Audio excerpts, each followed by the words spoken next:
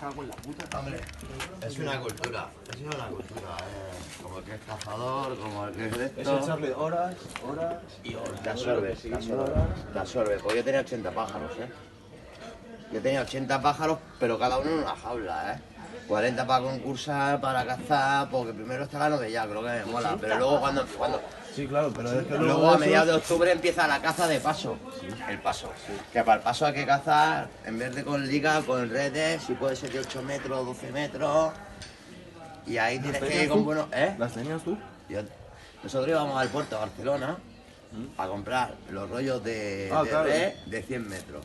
Porque yo me iba para San Juan a cazar, a la frontera con Francia, ¿vale? Pero me iba para San Juan. Y tú piensas que hasta mediados de agosto no tiene los permisos.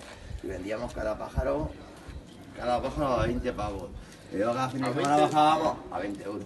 Bueno, está bien. Está bien, pero en temporada ilegal, desde San Juan hasta que de eso tienen los primeros que son... Es que los que lo compren le da igual que sea. No, pero es que los primeros pájaros son los más buenos, las primeras puestas son los más buenos de los pájaros.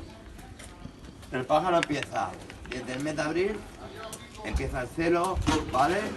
Y se acaba para septiembre. Buenos días, tío. Hacen 3 puestas al año los pájaros. Y las primeras suelen ser las más buenas.